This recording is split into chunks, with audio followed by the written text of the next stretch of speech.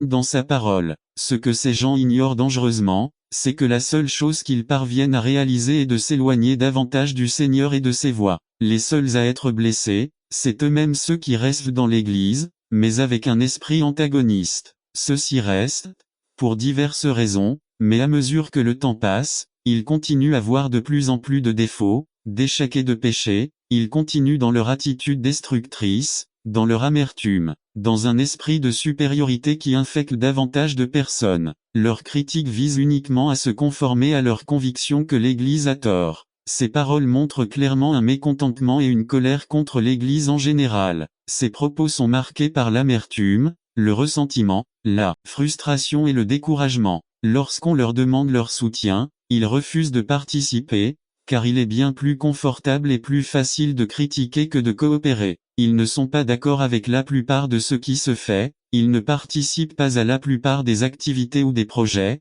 mais ils restent membres de la congrégation, ils continuent d'assister au service et de donner leurs offrandes. Quand quelque chose ne va pas, ils viennent en profiter intimement. Personnellement, je crois que ce type de personne est le plus dangereux, car ils sont comme l'ennemi qui vit chez nous. Ils sont nuisibles car avec leurs commentaires n'attendez pas qu'il soit trop tard. Devenez membre de la chaîne Today et bénéficiez de réconfort et de soutien dans les moments qui présentent son excuse l'âge. B. Étant donné qu'il était très jeune, il se sentait incapable de pratiquer. Peut-être n'avait-il pas l'expérience que le peuple souhaitait chez son leader. Il n'était pas courant dans la société de son époque de prendre la parole dans des assemblées ou des réunions, mais n'attendez pas qu'il soit trop tard. Devenez membre de la chaîne Today et bénéficiez de réconfort et de soutien dans les moments difficiles. Cliquez sur le lien dans la description de la vidéo. Mardi 9 avril 2024 page inquiétée pour l'adulte. La plupart des théologiens s'accordent à dire que Jérémie avait entre 20 et 25 ans. Dieu répond à Jérémie que ce n'est pas à cause de son âge qu'il l'a appelé, ni à cause de ses capacités, mais simplement parce qu'il l'avait choisi. Il est très courant que lorsqu'on demande à une personne d'occuper un poste difficile, elle se demande « Qui suis-je » Avec ces paroles, Dieu cherche à élever votre estime de soi. Dieu assure même à Jérémie qu'il n'ira pas seul. Jéhovah sera avec lui pour le délivrer. Le temps du prophète 1, 2,3 Il a exercé son ministère pendant le déclin et la chute du royaume du Sud, Juda. Il a prophétisé sous le règne des 5 derniers rois de Juda. Il était originaire d'Anatote, une ville au nord de Jérusalem JR 11 à 2, le Seigneur l'appela à son service vers l'an 627 avant JC, la 13e année du règne de Josia. Leur œuvre dura une quarantaine d'années, jusqu'à la destruction de Jérusalem en 586 avant JCIV. Le prophète reçoit la bénédiction 1, 9 Le Seigneur l'a alors touché sur la bouche. En raison des conditions actuelles de son époque, Jérémie aurait besoin de la bénédiction de Dieu pour accomplir ses devoirs de prophète. On retrouve d'autres prophètes qui ont été touchés comme Isaïe, Ézéchiel et Daniel mais Jérémie a été touché pour être inspiré et lui donner de l'autorité. 1. Isaïe a été touché pour être purifié. Is, 6, 7 2. Ézéchiel fut touché de recevoir le mot doux comme le miel 3. Daniel a été touché pour être fortifié. C'est à ce moment que votre vocation est spéciale. C'est un prophète, appelé à proclamer un message donné par Dieu. Le prophète radical. 10 à Jérémie était si radical qu'il l'appelait le prophète en pleurs. Le mot radical vient de la fonction à laquelle Dieu le place. Le dictionnaire C. Webster a 2 significations. Son adjectif a à voir avec une racine ou une origine. La seconde concerne la promotion de changements extrêmes. Jérémie a été radical dans le sens où il était appelé à déraciner et à détruire, à ruiner et à démolir les traditions du peuple. Et enfin, construire et implanter non pas quelque chose de nouveau, mais quelque chose de déjà établi mais oublié du peuple. Il ne fait aucun doute que lorsque chaque leader ose changer, il rencontrera de l'opposition et, selon son intensité, il pleurera beaucoup devant le Seigneur. N'attendez pas qu'il soit trop tard. Devenez membre de la chaîne Today et bénéficiez de réconfort et de soutien dans les moments difficiles. Cliquez sur le lien dans la description de la vidéo. Mardi 9 avril 2024 page 2 Ces messages étaient des messages de punition et de condamnation. Il était très honnête, ce qui manquait aux prêtres et aux prophètes de son temps. Alors que tout le monde prêchait la paix, lui prêchait la punition du péché. 17h31 14h31 Les prophètes ont prophétisé des mensonges, et les prêtres étaient conduits par leurs mains et mon peuple le voulait ainsi. Que feras-tu quand la faim viendra? 14 Alors les trapper, la séduction est d'être emporté, tout est question de n'attendez pas qu'il soit trop tard. Devenez membre de la chaîne Today et bénéficiez de réconfort et de soutien dans les moments difficiles. Cliquez sur le lien dans la description de la vidéo. Mardi 9 avril 2024 Page 3 d'une décision personnelle. Dès dans 1:15, Jacques déplace la métaphore vers le monde de l'anatomie physique, le processus de reproduction humaine. Alors la passion basse, après avoir conçu, enfante le péché et le péché, une fois commis, engendre la mort. Le fruit de la tentation sera le prochain sujet. N'attendez pas qu'il soit trop tard. Devenez membre de la chaîne Today et bénéficiez de réconfort et de soutien dans les moments difficiles. Cliquez sur le lien dans la description de la vidéo. Mardi 9 avril 2024 Page 4 Introduction à l'épître de Jacques résumé. Une série sur le livre de Jacques par Carlos Camarona. Introduction à Jacques 1:27 Introduction à comparer aux autres livres du Nouveau Testament. Jacques semble être très différent. Son contenu le distingue du reste des évangiles et des épîtres de Paul. James n'aborde pas les sujets que nous nous attendons généralement à lire dans le Nouveau Testament. Jacques suit sa propre direction. Il n'y a aucune mention de l'ébé, il n'y a aucune mention de l'œuvre rédemptrice du Christ. Christ apparaît 2 fois 1 et 2 et la plupart des commentateurs croient qu'il était ajouté par les chrétiens bien plus tard. La résurrection n'est pas mentionnée et encore moins le retour du Christ. Les illustrations sont tirées de l'Ancien Testament et non de la vie du Christ. Le mot Seigneur apparaît 11x, mais fait référence à Dieu le Père et non à Jésus. De Santiago, disent certains, est un ensemble de sujets sans tête ni queue. Pour ces raisons et d'autres, M. Luther a dit que Jacques était une épître de paille et c'est pourquoi elle a été considérée comme une correspondance indésirable du NT de John Eliot III. Les riches chrétiens, ceux qui commencèrent à contrôler les affaires ecclésiastiques, considérèrent l'épître comme honteuse car il contient de sévères critiques contre l'oppression des pauvres par les riches. C'est pourquoi Jacques eut du mal à entrer dans le canon de l'écriture au cours des premiers siècles. Le problème, cependant, ne vient pas de l'épître, mais du problème des lecteurs au fil du temps. Le souci de James n'est pas la doctrine mais l'éthique. Éthique égale à comment nous devrions vivre à la lumière que représentent les doctrines. Mais nous qui interprétons la Bible avons fait une hiérarchie, nous avons élevé la théologie au-dessus de la pratique tant qu'on croit à l'état des morts. Observer le sabbat, dans un esprit de prophétie même si vous ne... J'ai commencé à réaliser que cette histoire d'accordéon n'était pas une chose facile. Il fallait ouvrir fort le soufflet et il fallait beaucoup s'entraîner pour pouvoir bien jouer. Afin de ne pas prolonger l'histoire, j'ai abandonné au bout d'un moment les cours d'accordéon, et cet instrument a commencé à être abandonné et poussiéreux. À ce jour, je ne sais pas où il se trouve. Ce que je sais, c'est qu'à long terme, parce que je n'ai pas fini ce que j'avais commencé, j'étais le perdant, parce que j'ai perdu l'opportunité de jouer d'un instrument de musique. Peut-être que j'aurais pu jouer avec Julita Venegas qui sait vérité. Mais la vérité est que lorsque vous ne terminez pas ce que vous avez commencé, non seulement vous vous faites du mal,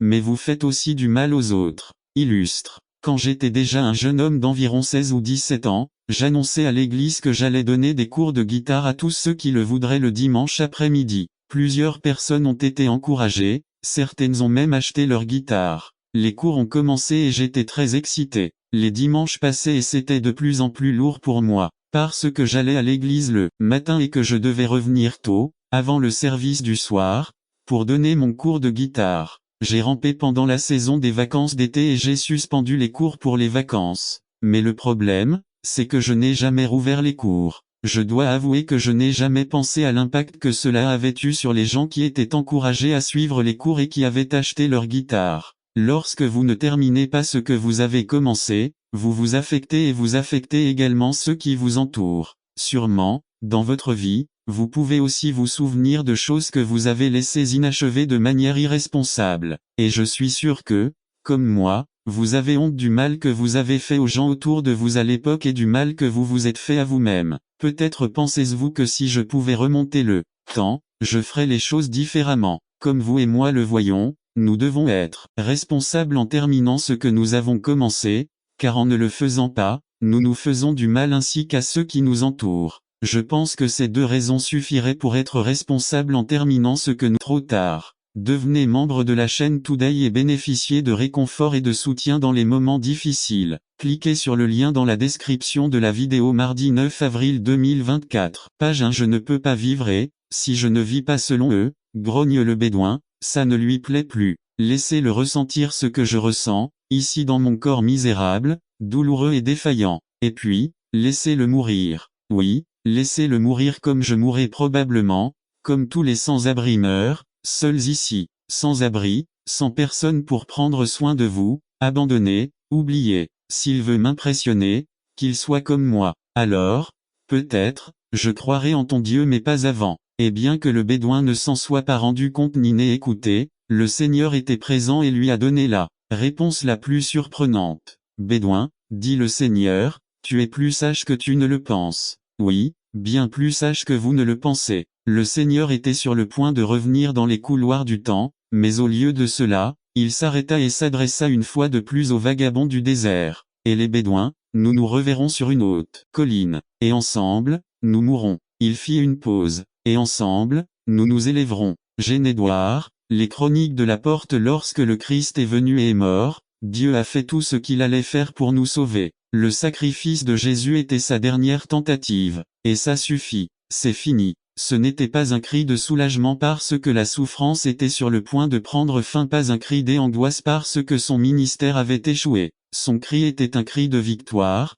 parce que le dessein de Dieu prévalait. La Bible dit que le salaire du péché, c'est la mort. Ce prix a déjà été payé. Parce que Jésus est mort, je peux me réconcilier avec Dieu et obtenir la paix avec lui. Je peux recevoir le pardon de mes péchés et avoir l'opportunité de recommencer. Tout cela par la foi. Sur la croix, Dieu a fait ce qu'aucun de nous ne pouvait ou ne pouvait faire seul. La seule chose qu'il attend de nous, c'est que nous nous repentions de notre péché et remettions notre foi et notre vie entre ses mains. Puissions-nous vivre une vie qui lui plaît et qui rend gloire à son nom. Prions, n'attendez pas qu'il soit trop tard. Devenez membre de la chaîne Today et bénéficiez de réconfort et de soutien dans les moments difficiles. Cliquez sur le lien dans la description de la vidéo. Mardi 9 avril 2024, page 2. Le trésor de l'homme résumé. Là où l'homme a ses désirs et ses envies, ses efforts, son temps et son argent seront également concentrés. Par Ralph Mandé. Le trésor de l'homme. N'amassez pas de trésors sur terre, où les mythes et la rouille corrompent,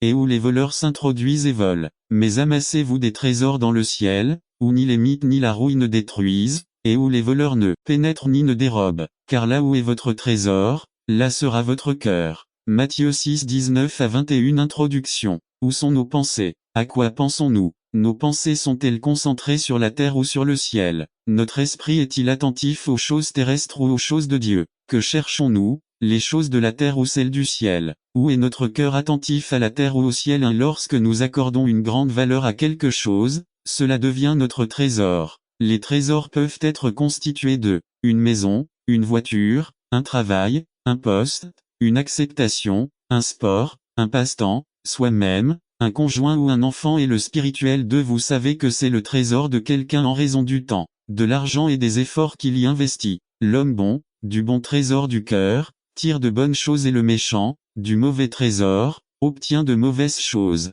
Mt 12:35 et C2. L'abondance du cœur que la bouche parle. 3. Le premier commandement dit: tu aimeras le Seigneur ton Dieu de tout ton cœur, de toute ton âme et de toute ta pensée. C'est le premier et grand commandement. Matt 22:37, 38. 4. Ce que vous devriez aimer le plus, ce que vous devriez. Nous avons passé beaucoup de temps à observer Jess, notre fils, mais quelque chose d'intéressant c'est que pendant quelques instants nous nous tenons devant lui et nous lui parlons et jouons avec lui, mais pour voir sa réaction si nous nous éloignons de lui, ce que nous faisons, c'est nous éloigner d'être devant lui, et nous quittons votre vue, mais ce que nous faisons, c'est simplement rester un peu derrière lui, mais dès que cela arrive, sa petite moue apparaît, il a envie de pleurer. Où est ma protection, où est ma source de soutien? Ils m'ont quitté, mais dans un instant nous revenons et le sourire à nouveau, et la joie de voir papa et maman ne l'ont jamais quitté des yeux. De même avec Dieu, il toujours attention au cours de nos vies, même qu'il semble pas. Regardons une autre leçon spéciale de ce verset. Mes temps sont entre vos mains. Mardi,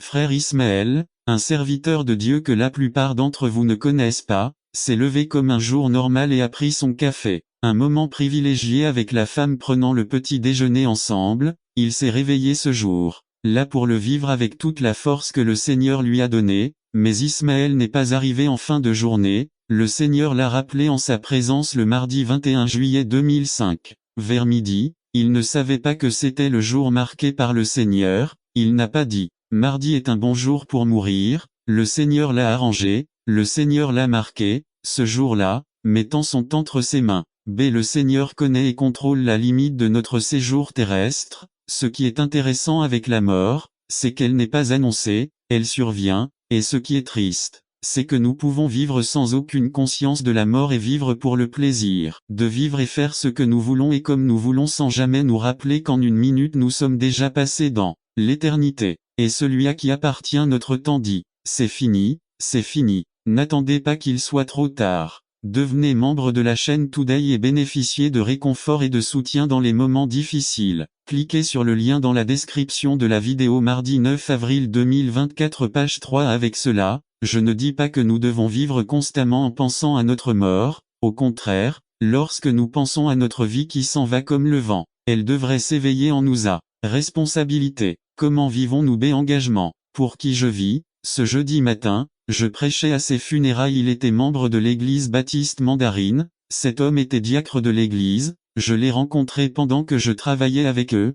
Permettez-moi de partager brièvement avec vous ce dont j'ai parlé ce jour-là et nous conclurons ensuite ce sermon. Que dire d'un homme dont l'intégrité parle d'elle-même? Que dire d'un homme dont la joie était contagieuse? Que dire d'un homme dont la paix a touché de nombreuses vies? Il y a quelque chose que je voudrais dire aujourd'hui, je veux parler de son héritage. Ismaël nous a laissé 2 héritages. Le premier d'entre eux est son amour pour le Christ de Jésus-Christ que nous célébrons à ces dates. Jésus est notre paix par amour. L'apôtre Paul dans 2 Corinthiens 5 18 à 21 dit, 18 Tout cela vient de Dieu, qui par Christ nous a réconciliés avec lui et nous a donné le ministère de la réconciliation 19 C'est-à-dire qu'en Christ, Dieu réconciliait le monde avec lui-même, sans lui imputer ses péchés et en nous confiant le message de réconciliation 20 Nous sommes donc des ambassadeurs du Christ, comme si Dieu vous exhortait à travers nous. Au nom du Christ, nous vous supplions de vous réconcilier avec Dieu. 21 Dieu a traité celui qui n'a commis aucun péché comme un pécheur à cause de nous, afin que nous recevions en lui la justice de Dieu. Le verset 19 nous dit qu'en Christ, Dieu réconciliait le monde avec lui-même. C'est merveilleux. Nous qui avons été déclarés ennemis de Dieu, ceux qui ne voulaient rien avoir à faire avec, n'attendons pas qu'il soit trop tard. Devenez membre de la chaîne Today et bénéficiez de réconfort et de soutien dans les moments difficiles. Cliquez sur le lien dans la description de la vidéo. Mardi 9 avril 2024 page 2 Dieu, nous recevons un don né à Bethléem, un enfant qui a apporté la paix avec Dieu. Dieu a envoyé la chose la plus précieuse, son fils bien-aimé, dans le camp ennemi pour chercher la paix. C'est la paix pour l'amour. Ensuite, le verset 21 nous dit, celui qui n'a commis aucun péché, Dieu l'a traité comme un pécheur à cause de nous, afin que nous recevions en lui la justice de Dieu, en prenant l'initiative et en sacrifiant tout, dans un acte de miséricorde envers lui nous, ses délinquants et ses ennemis, envoyez cet enfant mourir. Il l'envoie remplacer ses ennemis en punition de leur rébellion. Il l'envoie pour être traité comme un pécheur, étant juste et saint, afin que la dette soit payée et les péchés pardonnés, et que les ennemis jurés de Dieu puissent faire partie de sa famille, adoptés comme héritiers et co-héritiers de Christ. C'est la paix pour l'amour. Dieu a pris l'initiative et a tout sacrifié pour que ses ennemis deviennent ses enfants. Seul Jésus apporte la vraie paix avec Dieu. L'origine de tous nos problèmes relationnels humains a sa solution en Jésus-Christ. Ce malaise, ce manque d'harmonie avec votre environnement, a son origine dans une inimitié envers Dieu. C'est précisément ce que Jésus est venu changer. Jésus est notre paix. Il apporte une véritable réconciliation avec Dieu. Dieu a réconcilié toutes choses avec lui-même en Christ. C'est effectivement une bonne nouvelle. Maintenant, ceux qui ont été l'objet de la paix pour l'amour de Dieu, ceux qui entretiennent une relation croissante avec le Christ, ceux qui ont été réconciliés avec Dieu en Christ par la grâce de Dieu, sont affectés dans la nature même de leur être et dans le but de leur vie.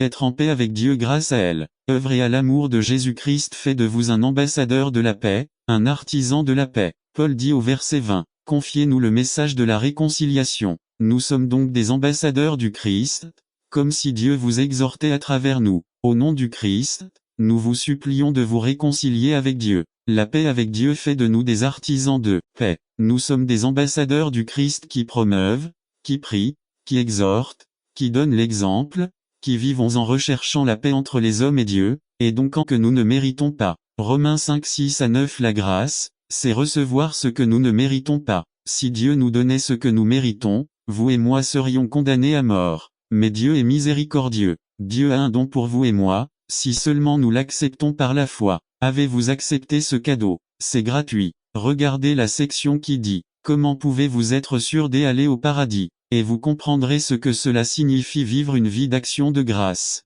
N'attendez pas qu'il soit trop tard. Devenez membre de la chaîne Today et bénéficiez de réconfort et de soutien dans les moments difficiles. Cliquez sur le lien dans la description de la vidéo. Mardi 9 avril 2024 page 1. Les trois croix résumées. On voit les trois croix et leur signification par Jason Noble. Les trois croix Saint Luc 23, 32 à 43 et ils emmenèrent aussi avec lui deux autres malfaiteurs, pour être tués 33 et lorsqu'ils arrivèrent au lieu appelé le crâne, ils le crucifièrent là, ainsi que les malfaiteurs, l'un à droite et l'autre à gauche 34 et Jésus dit, Père, pardonne-leur, car ils ne savent pas ce qu'ils font. Et ils partagèrent leurs vêtements et tirèrent au sort 35 et le peuple regardait, et les princes se moquaient de lui, disant, il a sauvé les autres sauvez-vous, si celui-ci est le Messie, l'élu de Dieu 36 les soldats aussi se moquaient de lui, venant lui présenter du vinaigre, 37 et disant, si tu es le roi des Juifs, sauve-toi toi-même 38 et il y avait aussi sur lui un titre écrit en lettres grecques,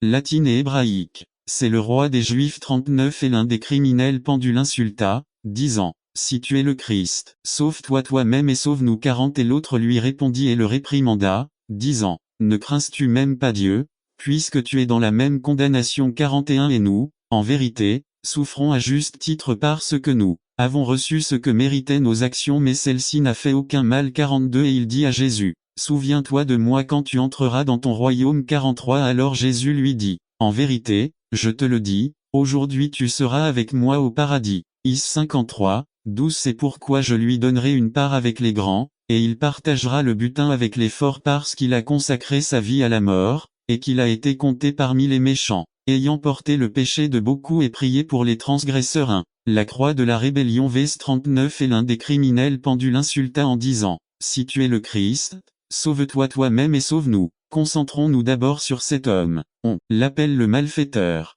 Il n'était ni l'accusé injustement, ni l'innocent, mais il était le malfaiteur. La Bible ne nous donne ni son prénom ni son nom. Cela nous dit seulement qu'il était l'un des malfaiteurs, c'est-à-dire coupable. Il ne nous donne pas sa taille, la couleur de ses yeux ou de ses cheveux. Vous voyez ce que j'essaie de dire. Je pense qu'il y a une raison pour laquelle la Bible ne nous donne pas de description. C'est parce que ça peut être n'importe quel humain. Psaume 51, 5 Voici, j'ai été formé dans l'iniquité, et dans le péché ma mère m'a conçu. Cet homme avait un très sérieux problème. Il a été condamné à mort. Imaginez la peur qu'il a ressentie la nuit précédente. De savoir que j'allais mourir le matin, et ne pas mourir d'aucune façon, mais suspendu à une croix. L'une des tortures les plus inhumaines, les plus douloureuses et les plus honteuses au monde. Il avait sûrement réfléchi à toutes les manières d'éviter sa damnation. Mais il nous semble qu'il a perdu espoir parce qu'il a dit. Il l'a injurié en disant, si tu es le Christ,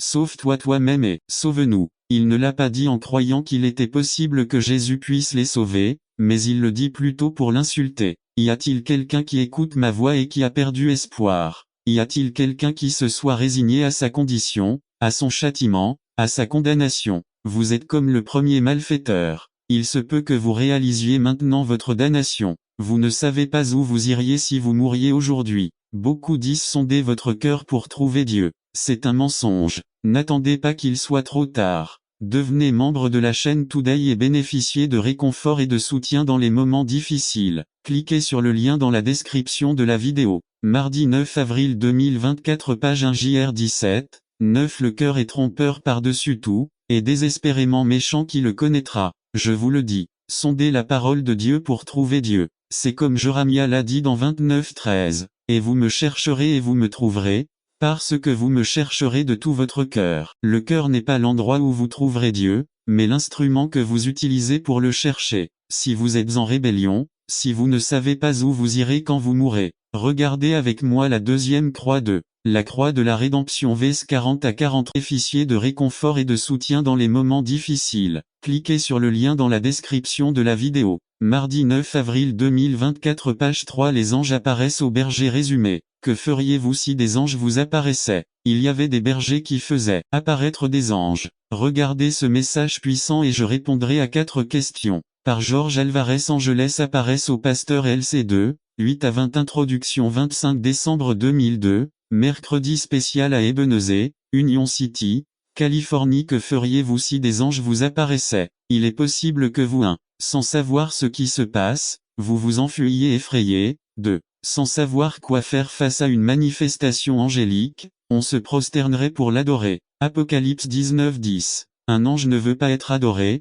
3. Il écouterait ce que l'ange a à lui dire et ferait ce qui lui est demandé. Il y avait des bergers qui faisaient apparaître des anges. Regardons les questions suivantes. Qui étaient ces bergers? 2. Pourquoi Dieu a-t-il envoyé un message aux bergers? Quel était le message des anges? IV. Quelle a été la réaction des bergers? Pour vous qui doutez de la véracité de cette histoire biblique, laissez-moi vous dire que le docteur Luc établit méticuleusement les circonstances historiques entourant la naissance de Jésus, en les reliant aux événements survenus dans l'Empire.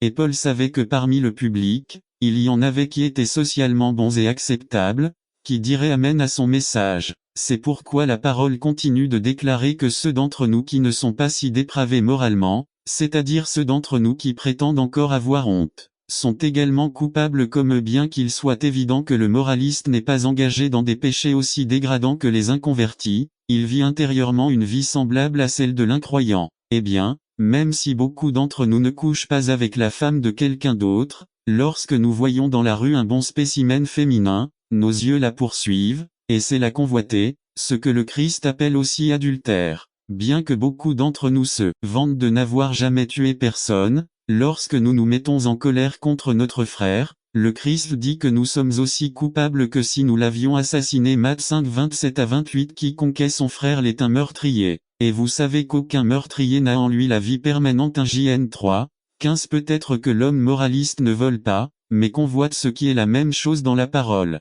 Personne, aussi bien qu'il se sente, ne devrait juger les autres pour leurs péchés, car d'une manière ou d'une autre, nous faisons tous la même chose. Juger les autres entraîne automatiquement le jugement sur nous. C'est arrivé au roi David, lorsque le prophète Nathan l'a réprimandé. 2 Samedi 12. À cette classe d'individus, Dieu nous traite d'hypocrites. Matthieu 7, 1 à 5. Un bon exemple de moraliste hypocrite se trouve chez le frère du fils prodigue qui est dans Luc 15, 25 à 32. Si un hypocrite a jamais enseigné le cuivre, c'était bien ce frère méticuleux, critique, en colère, égocentrique, avide, juste à son avis, et rebelle comme son frère, mais avec moins de courage. Le fils prodigue était coupable de choses évidentes de la chair, mais le frère était pire, parce que ses défauts étaient dans son cœur.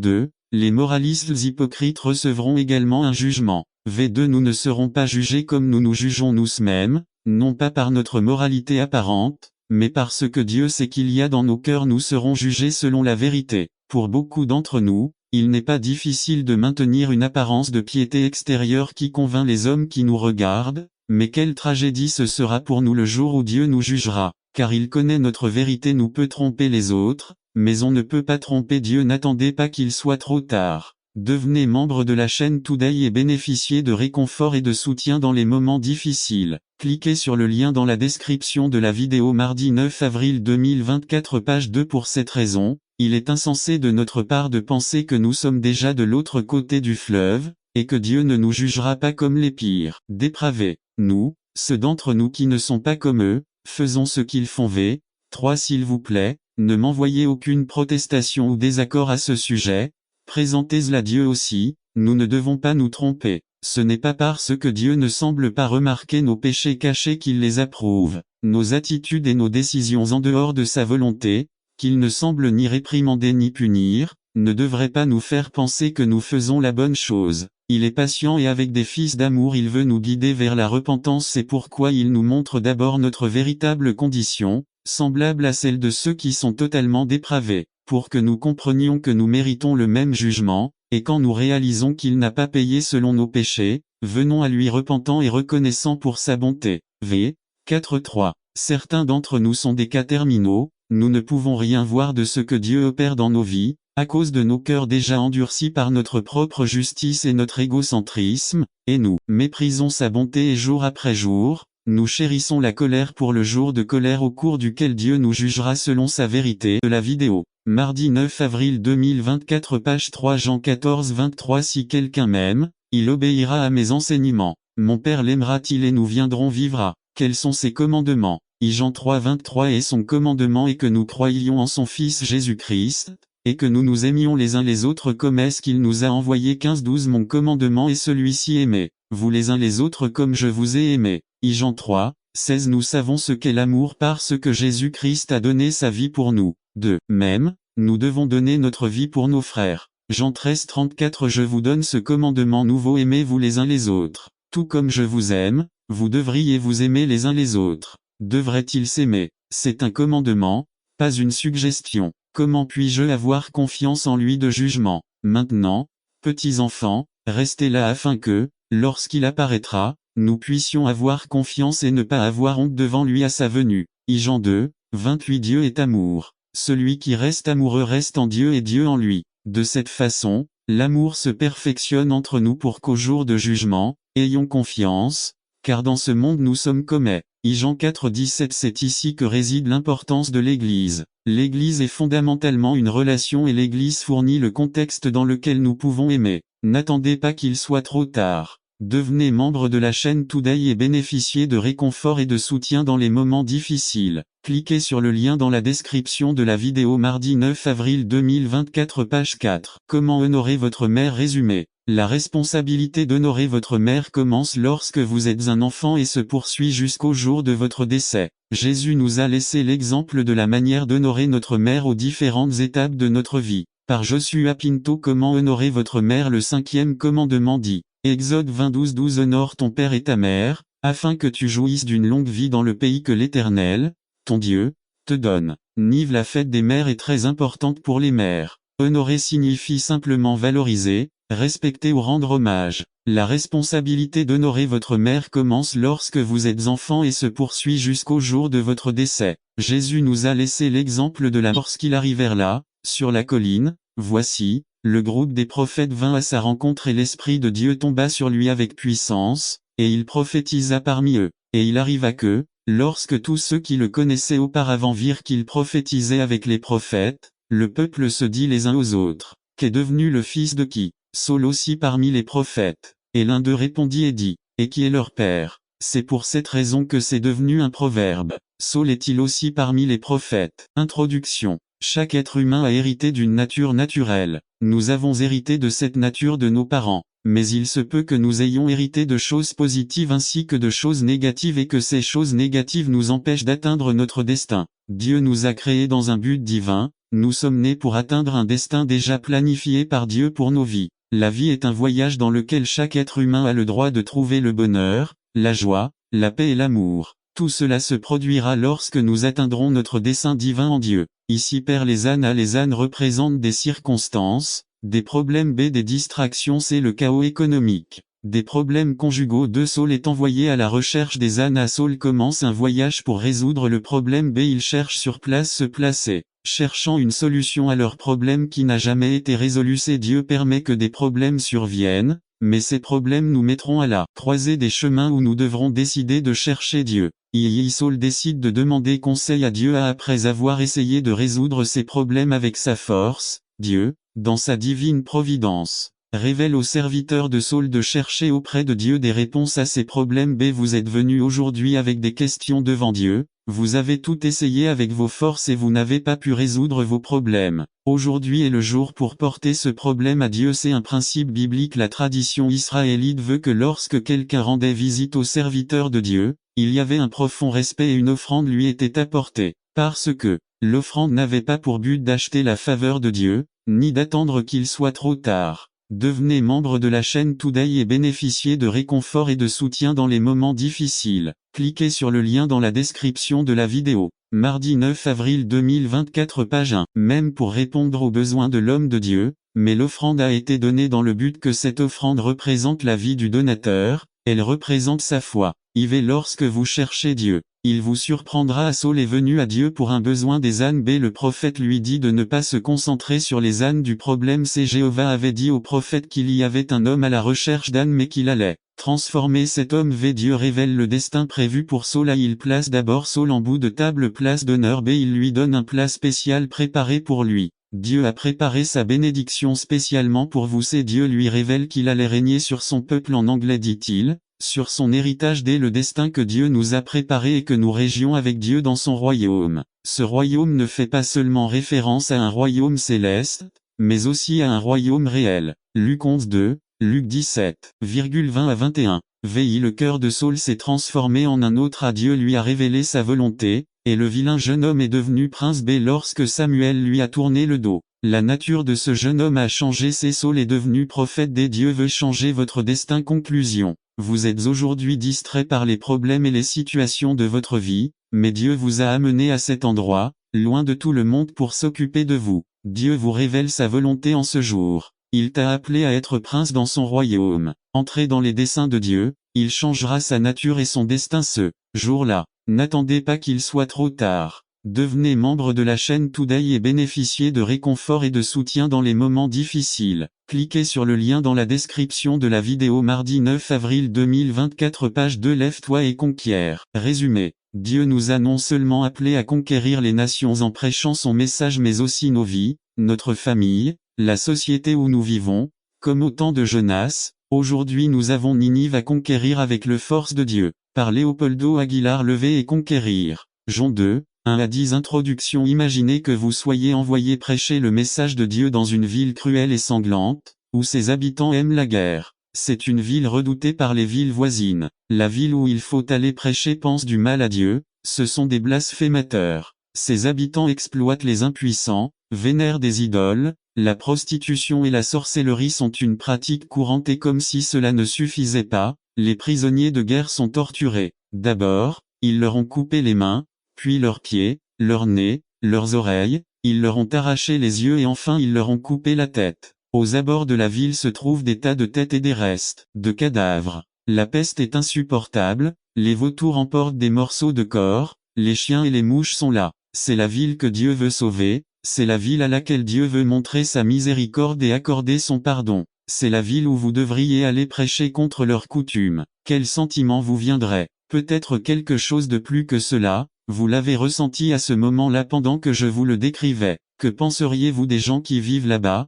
Pensez-vous qu'ils méritent la mort ou la vie? Prieriez-vous pour que Dieu les punisse ou crieriez-vous à la miséricorde? Iriez-vous même en sachant qu'ils sont vos ennemis les plus puissants? Imaginez que vous avez décidé d'obéir, que vous vous approchez de la ville et que vous vous demandez comment prêcher que Dieu les détruira. Comment leur dire que ce qu'ils aiment, ce qui leur plaît, sera la cause de leur ruine et de leur mort. Peut-être pensez-vous qu'avec la première phrase vous dites qu'ils vous soumettraient à la torture comme ils le font habituellement, et peut-être que lorsque vous voyez la pile de têtes, vous pensez que la vôtre sera également là. Combien de fois est nécessaire pour aller et remplir le mandat de Dieu? Cette ville s'appelle Ninive, la capitale de l'Assyrie, et le messager que Dieu a envoyé s'appelle Jonas. Jonas avait humainement peur, il considérait sa mission dans cette situation. Ce père, Dick, aurait pu se contenter d'assurer la subsistance et les soins de base de son fils. Mais vu la situation, vu le défi qui se présentait à lui, il était prêt à aller au-delà du minimum. Il était prêt à faire un effort supplémentaire. Et dans son cas,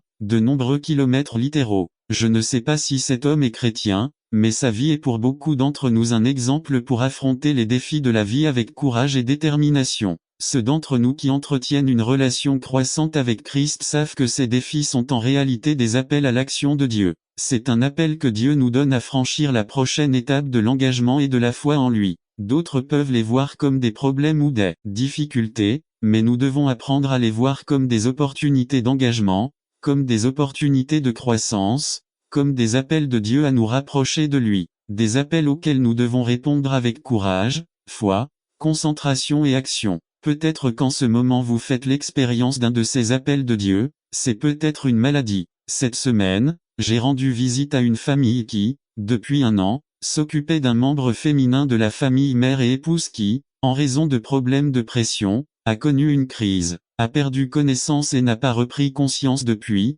Il s'agit peut-être de votre mariage, il s'agit peut-être de vos enfants. Hier j'ai vu mon fils aller au camp de jeunesse, un fils au lycée. Il s'agit peut-être de votre travail, il s'agit peut-être de votre implication dans l'église et dans votre ministère. N'attendez pas qu'il soit trop tard. Devenez membre de la chaîne Today et bénéficiez de réconfort et de soutien dans les moments difficiles. Cliquez sur le lien dans la description de la vidéo mardi 9 avril 2024 page 1. Peut-être les voyez-vous comme des difficultés, des problèmes ou des défis. Mais je vous encourage à commencer à les considérer comme des appels de Dieu à faire un effort supplémentaire, afin que nous concentrions tout ce que nous savons sur lui et le pratiquions courageusement face à ces situations pour sa gloire et pour le témoignage et l'avancement de son royaume. Dans le livre de Josué, au chapitre 1, nous retrouvons ce personnage face à un de ces appels de Dieu. Josué avait été en quelque sorte le commandant en second après Moïse pour conduire le peuple d'Israël vers la terre promise. Au chapitre 1,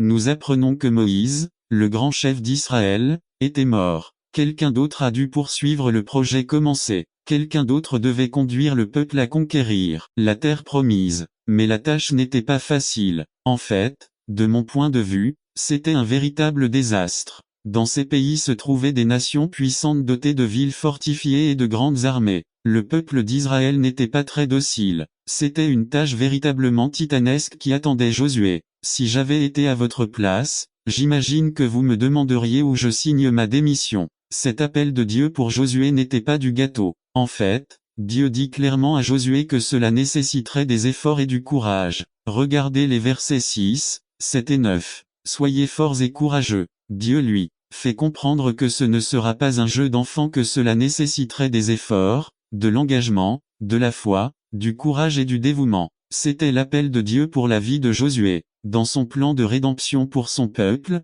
il lui fallait un leader engagé, capable d'affronter la situation avec effort et courage. Et il y avait Josué, recevant clairement l'appel de Dieu à faire un effort supplémentaire pour le royaume de Dieu. Peut-être que vous êtes comme moi, face à un appel de Dieu comme celui-ci, et en entendant la dimension du défi, je ne sais pas, c'est bouleversant pour moi. Mais Dieu, dans sa grâce, n'a pas laissé Josué sans ressources pour faire face à son appel. Dieu dans sa grâce ne nous a pas laissés sans ressources pour faire face à nos appels. Chaque fois que Dieu appelle Josué à l'action, il lui fournit la source sur laquelle il doit compter pour parcourir 1 kilomètre supplémentaire. Fondamentalement, Dieu dit à Josué et à nous pour répondre à votre appel, vous devez dépendre de Dieu. Pour parcourir ce kilomètre supplémentaire qui s'offre à vous, vous devez dépendre de Dieu. Où pouvons-nous trouver cette force et ce courage pour faire face à l'appel de Dieu? Premièrement, nous pouvons compter sur le dessein de Dieu. V6 Sois fort et courageux, car vous distribuerez à ce peuple en héritage le pays dont j'ai juré à leur père de leur donner.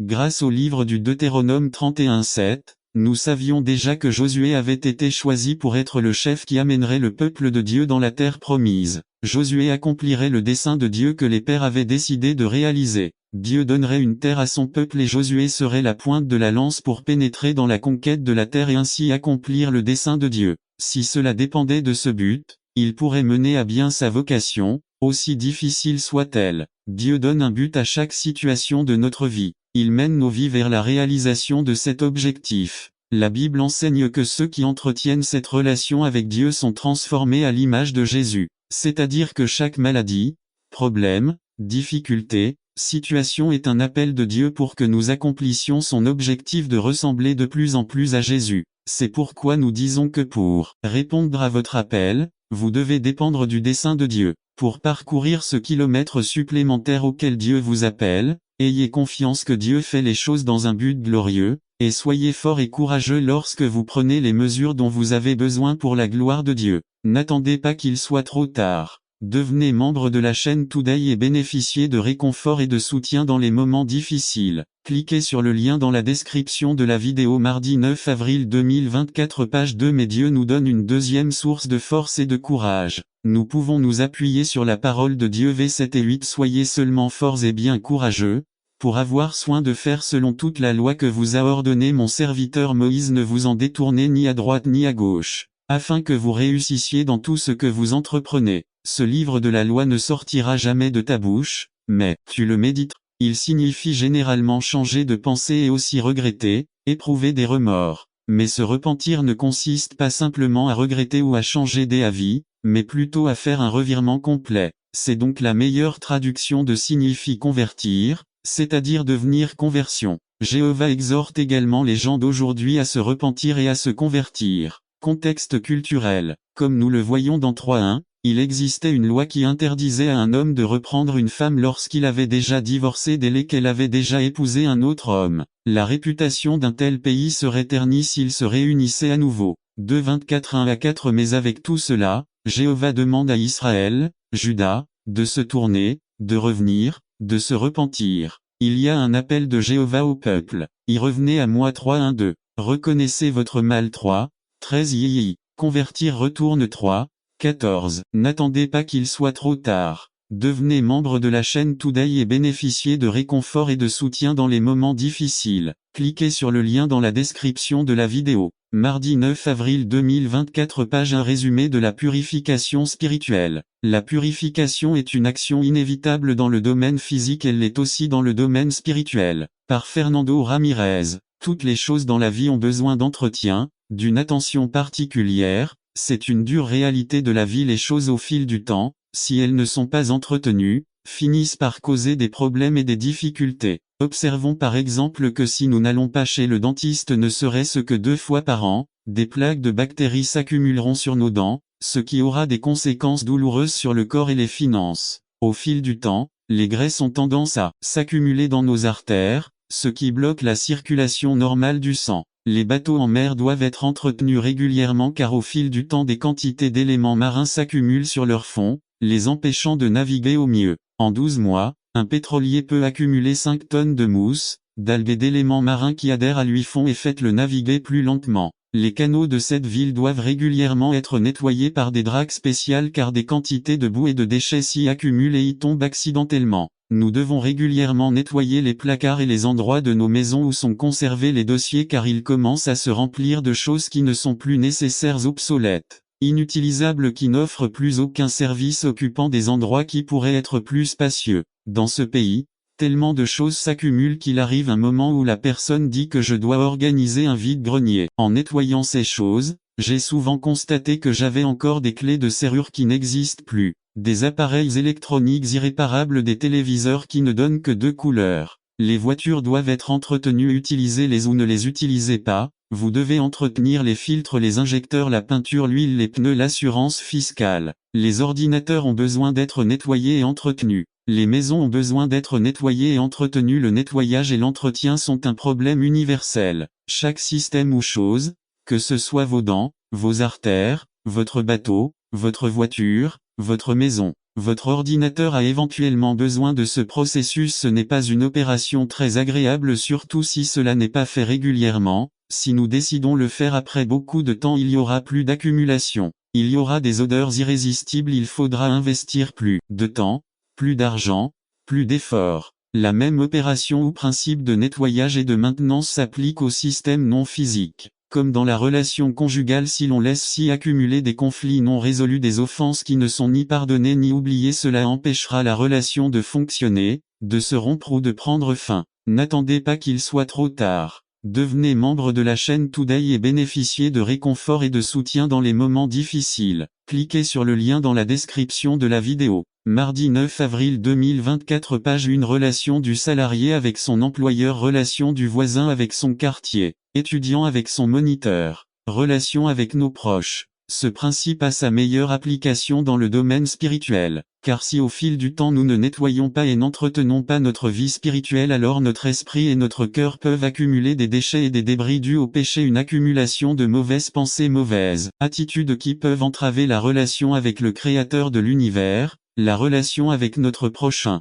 Trébucher pour expérimenter la joie du chrétien, la paix qui dépasse la compréhension humaine, expérimenter la puissance de Dieu. Il est nécessaire de prendre cette précaution et cette prévention, un nettoyage et un entretien continu de notre vie spirituelle, que notre relation avec Dieu ne soit pas obstruée par des obstacles qui ne nous permettent pas d'expérimenter la vie abondante que Jésus offre à tous ceux qui croient en lui. La première chose que nous devons accepter, c'est que la propreté ne devient pas sale du jour au lendemain, c'est un processus graduel. Le péché s'infiltre lentement dans une vie, personne n'est à l'abri de ce processus, c'est pourquoi les Écritures sont larges et ils mettent en garde de nombreuses fois contre cela, de faire attention, de garder nos cœurs purs. Prof 4 à 23, Matthieu 12 34, Psaume 141 3 à 4, 1 Corinthiens 10-12, Éphésiens 5 15. Des passages comme ceci et bien d'autres nous disent que nous devons nous occuper, revoir, entretenir et nettoyer notre vie spirituelle. Il faut considérer la cohérence, l'obéissance, la dévotion au Christ. Si nous ne le faisons pas,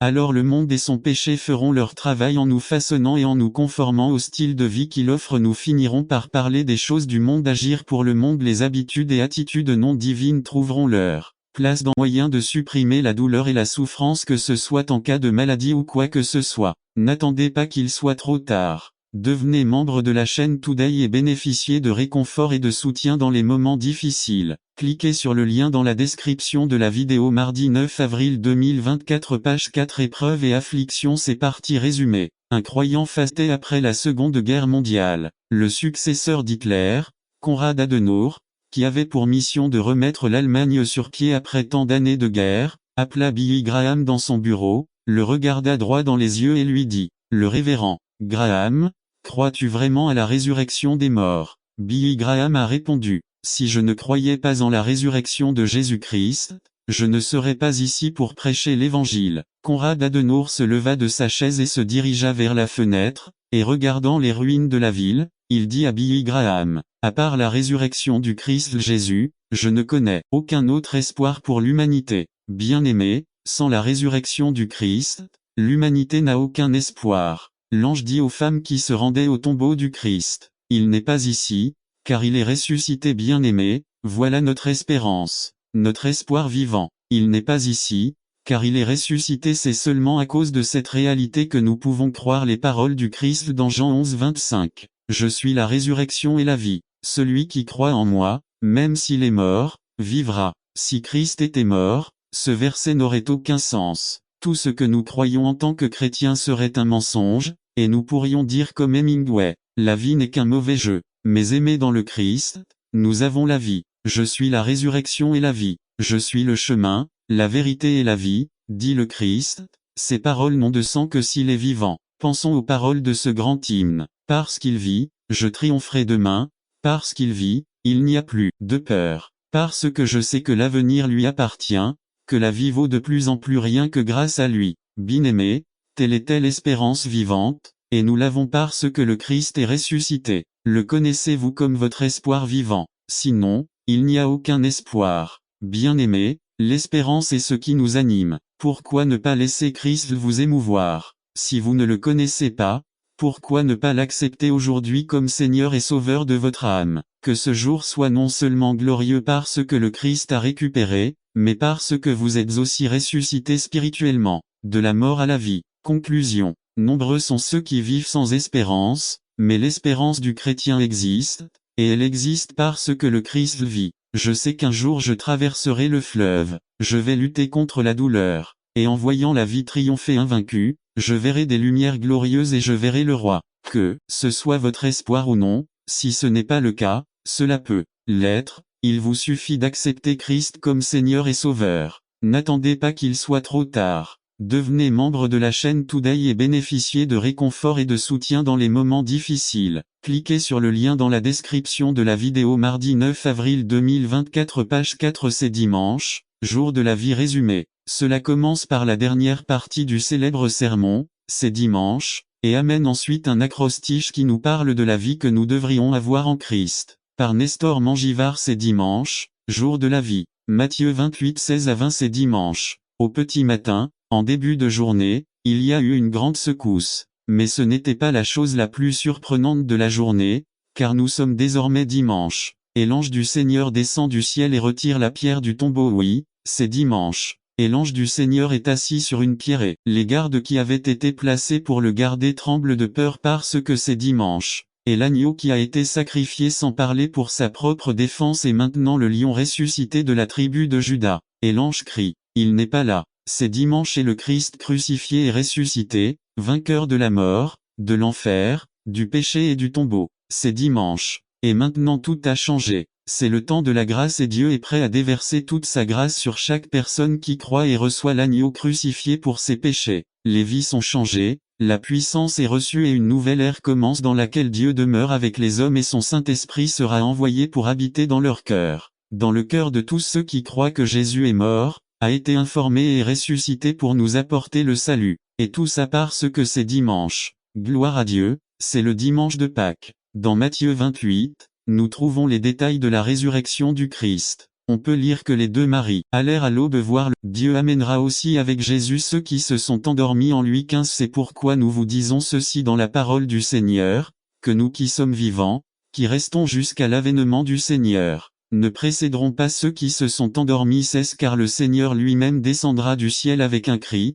avec la voix de l'archange et avec la trompette de Dieu, et les morts en Christ ressusciteront les premiers. 17 Alors nous, les vivants, qui resteront, serons enlevés avec eux dans les nuées pour rencontrer le Seigneur dans les airs, et ainsi nous serons toujours avec le Seigneur. 18 Encouragez-vous donc les uns les autres par ces paroles. 1 Corinthiens 15, 51 à 54. 51 Voici, je vous raconte un mystère, nous ne dormirons pas tous mais nous serons tous transformés. 52 En un instant, en un clin d'œil, à la dernière trompette, car la trompette sonnera, et les morts ressusciteront incorruptibles, et nous serons changés. 53 Car ce corruptible doit revêtir l'incorruption, et ce mortel doit revêtir l'immortalité. 54 Et quand ce corruptible aura revêtu l'incorruption, et que ce mortel aura revêtu l'immortalité, alors la parole qui est écrite s'accomplira. La mort est engloutie dans la victoire. Nous ne savons pas quand cet événement aura lieu. Marc 13, 26 à 37. 26 Alors ils verront le Fils de l'homme venant sur les nuées avec une grande puissance et une grande gloire. 27 Et alors il enverra ses anges et rassemblera ses élus des quatre vents,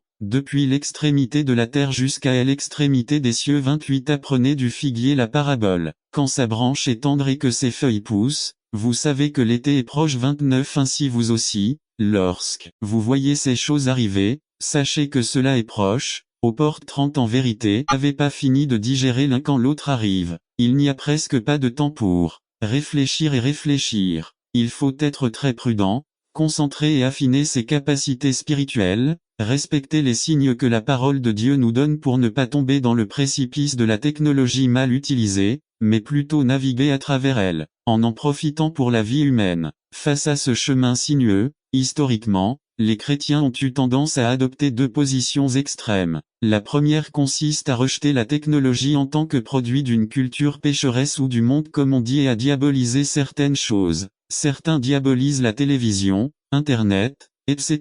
parce qu'ils les voient comme des instruments du diable pour dominer le monde. D'autres chrétiens adoptent simplement les avancées technologiques sans autre réflexion. Ils les voient comme quelque chose de normal et sans aucun problème moral ou spirituel. Cependant, deux doctrines bibliques devraient nous aider à ce stade. L'une est la doctrine de l'image de Dieu dans l'être humain et l'autre est la doctrine du péché. L'image de Dieu. La Bible enseigne que les êtres humains ont été créés à l'image et à la ressemblance de Dieu. Cela signifie que les êtres humains hommes et femmes ont été créés pour refléter, représenter et imiter Dieu sur terre. Dieu a dit à son image l'être humain de se multiplier et de dominer la terre. Les êtres humains sont des entrepreneurs, nous voulons résoudre des problèmes, nous faisons preuve de créativité, d'initiative proactive, tout cela parce que nous sommes l'image de Dieu. Dieu nous a créés ainsi pour que nous puissions gérer, dominer et rendre cette terre plus productive. Cette tendance humaine au progrès et au développement technologique est donc le résultat de l'image de Dieu dans l'être humain. Dans un monde idéal, le développement technologique démontre simplement que nous sommes l'image de Dieu en tant que race. La doctrine du péché. Mais malheureusement, Genèse 3 s'est produit dans l'histoire. Lorsque les êtres humains sont tombés dans le péché, les choses ont radicalement changé. Lorsqu'Adam et Ève se sont rebellés contre Dieu, cela a radicalement affecté ce que nous sommes aujourd'hui. L'image de Dieu en nous a été déformée par le péché. Cette initiative, cette créativité, cette productivité, cette inventivité ne sont plus utilisées avec pureté. Il n'est plus toujours utilisé à des fins pures et saintes. Il n'est plus toujours utilisé pour refléter le Dieu glorieux dont nous sommes l'image. En tenant compte de cela, nous devons être prudents et réfléchis dans l'utilisation de la technologie, car même si elle est le reflet de l'image de Dieu dans l'être humain, nous ne devons jamais oublier que cette image a été déformée par le péché dans le genre humain. Nous ne devons pas diaboliser la technologie a priori, mais nous ne devons pas l'adopter aveuglément sans une analyse consciente à la lumière de la parole de Dieu. Il faut être prudent et sélectif, être bien concentré car nous marchons sur un chemin sinueux et nous pourrions entrer dans un ravin. N'attendez pas qu'il soit trop tard. Devenez membre de la chaîne Today et bénéficiez de réconfort et de soutien dans les moments difficiles. Cliquez sur le lien dans la description de la vidéo. Mardi 9 avril 2024 page 2. En raison du péché, la technologie est le contexte idéal pour être tenté de plusieurs manières. Certains d'entre eux, par exemple, la technologie et le contexte dans lequel on peut être tenté par l'arrogance, étant donné que de nombreuses choses peuvent être accomplies en appuyant simplement sur un bouton. Nous avons perdu beaucoup d'émerveillement et commençons à penser que nous avons le contrôle. Cela peut nous conduire à l'incrédulité et à l'ingratitude. À quand remonte la dernière fois que vous vous êtes demandé pourquoi vous aviez guéri d'une infection de la gorge? Peut-être que vous n'êtes même pas allé chez le médecin, mais que vous êtes allé à la pharmacie et avez acheté un antibiotique, et quelques jours plus tard, vous étiez comme neuf. Vous savez